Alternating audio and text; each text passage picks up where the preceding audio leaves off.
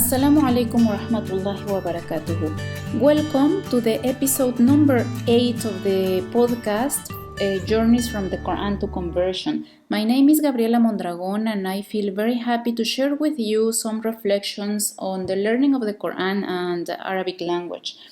In this episode, I want to speak about who can be the first contact to the Quran and Arabic language, inshallah.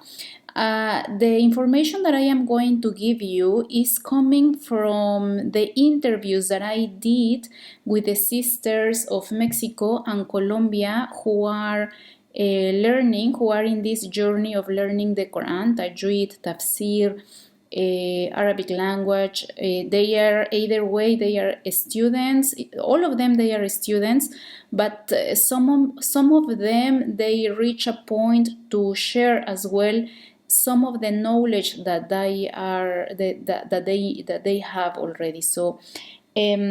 And I am speaking about people. I will not speak about the devices or electronic devices or apps. I will talk about some people that you can interact with, either way online or face to face. The first contact to Quran and Arabic language, it can be a sister, another convert like me, like you, who is starting already her or his journey. Can be a sister or a brother, it depends, but it's a convert. It's a convert who starts the journey of learning the Quran and Arabic language, and this person can share the basics of the Quran. Another contact can be a Muslim, a migrant Muslim. For example, there are a community of Malaysian Muslims in Mexico or in Colombia or in Peru or any other countries. There are Pakistanis or Indians or there are these migrants. They are not Arabs. They don't speak Arabic as a mother tongue. However, they know some Arabic. At least they know how to read and how to write, because as Muslims, all of us, we have the duty to learn how to read the Quran. So even when our mother tongue is not Arabic, for example, the Hindi, they speak Hindi, they write Hindi as a mother tongue, but they have to read the Quran in Arabic. They have to recite the Quran in the prayer in Arabic, as well in Urdu. The people who is speaking Urdu as a mother tongue, the same. The people who is living in Indonesia or Malaysia or any other Muslim country, Turkey, for example, it can be. So your first contact as well can be a Muslim, but this Muslim doesn't speak Arabic. Another first contact can be a person who speaks Arabic and is coming from an Arabic country.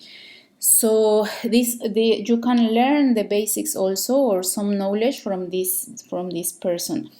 And as well, you can learn from a teacher who has a certification. It can be Arab person or not, or can be generally is a Muslim. There are many people who are also, they are not Muslims. I listen some lectures or some conferences in YouTube. There are people who are not a Muslim and they know Arabic and they know tajweed. So it's very difficult as a convert to find a person like that, but it's possible. Usually the people who will introduce you to Arabic and Quran as a convert, usually he or she will be a Muslim as well. So I am speaking about a teacher who has a certification either way in Arabic language, or it can be also in tajweed. Or also you can interact with very high level scholars of Quran. These people, they already memorize, or they are about to memorize the whole book, mashallah.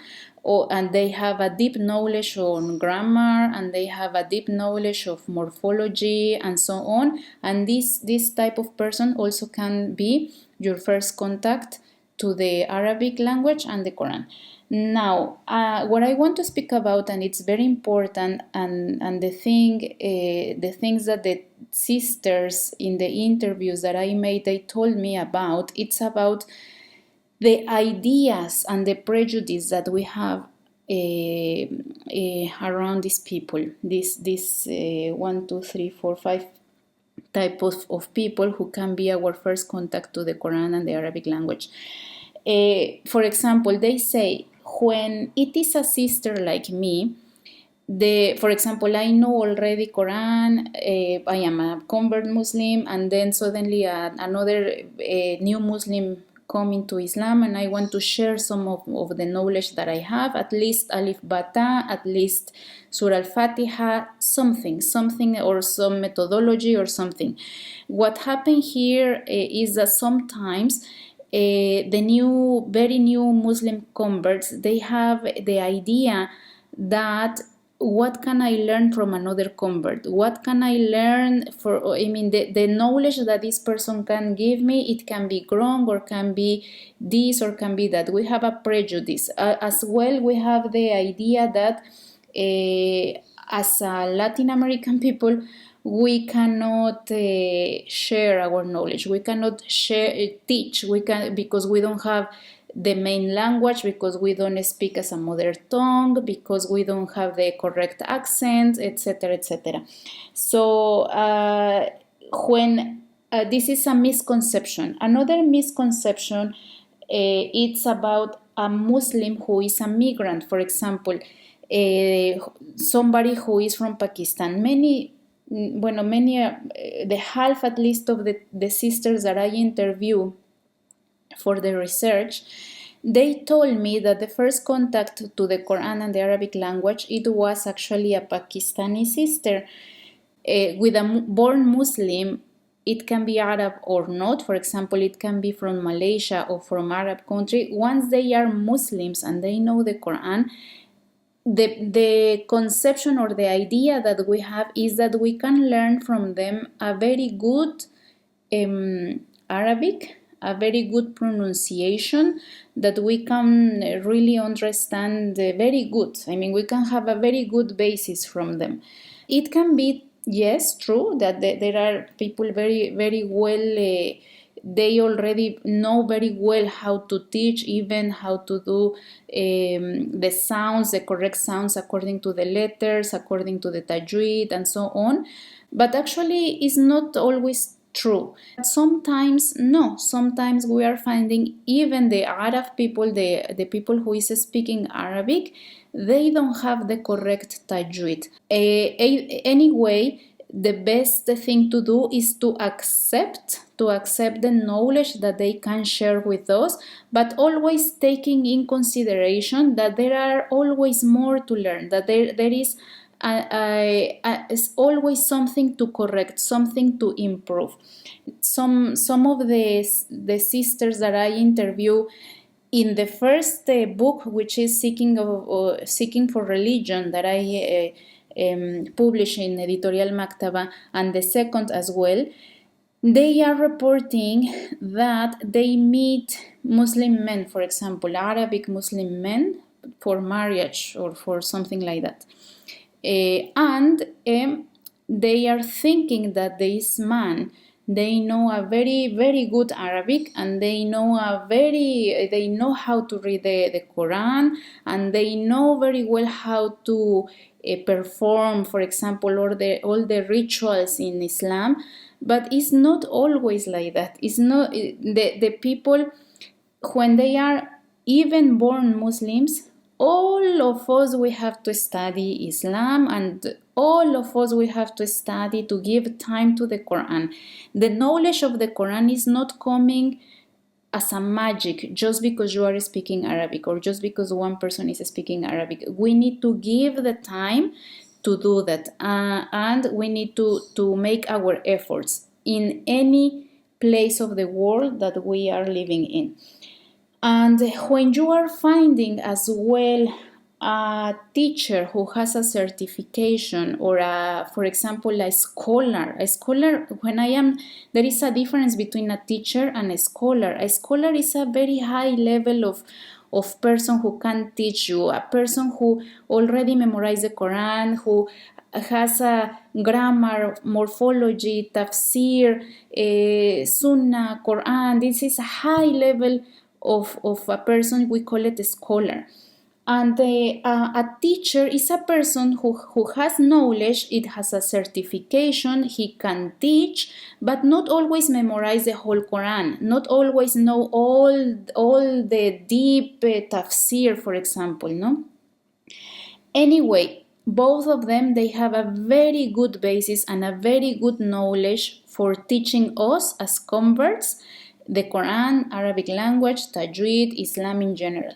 However, sometimes the misconception that we have here is about ourselves. I am a convert. I am starting from zero.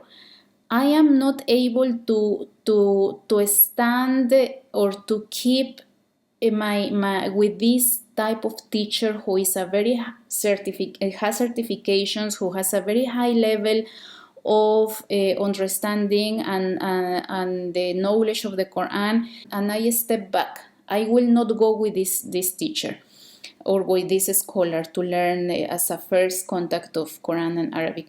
Also, this is wrong. As I told you before, as adults, if any person can learn, it can be fast, it can be slow, no problem. Every person has his own or her own rhythm and speed of learning.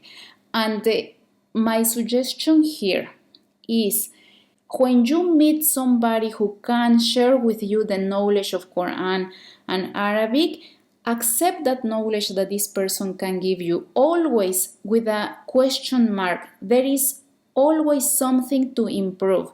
There is always something new to learn.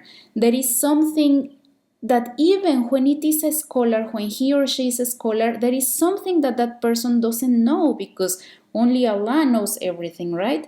So we need to be open when we are approaching or when we are finding a person. It can be online or it can be face-to-face, no problem, the two ways. We need to be open to receive the knowledge that this person can share with us. That person, if we find sincerity and a correct intention, we are going to find that this person, for example, as a Muslim convert, no, you already know the same like me, so I suggest that you pass to another person. I suggest that you look for another teacher. I suggest this course online. I suggest for you, because you are going so fast, this person, or you have a type of problems that I cannot help you to solve, you can find another type of teacher, for example, no? The issue here is that sometimes the Arabic teachers with Arabic origin, they don't deeply understand the problems of pronunciation that we have as Latin Americans. Sometimes it's better for us that a Latin American teacher, or at least a Spanish speaker teacher, can teach us the pronunciations, the correct pronunciation to get the correct tajweed, the correct recitation of the Quran. So this is the episode of today. This is the first people or the first contacts that you can have of learning of Quran and tajweed and Arabic. I hope it is beneficial for you, and the most important thing is to be open always to get the knowledge, and also to take also the good things of every person, inshallah. Okay, thank you. I hope this one is beneficial for you. Assalamu alaikum wa rahmatullahi wa barakatuh. Explore the fascinating learning journey of Arabic and recitation of the Quran as adults embracing Islam in Latin America, uncovering stories of faith, perseverance, and transformation. Journeys from the Quran to Conversion, a podcast in English and Spanish. Encuentra la versión en español en el canal de YouTube y página de Facebook.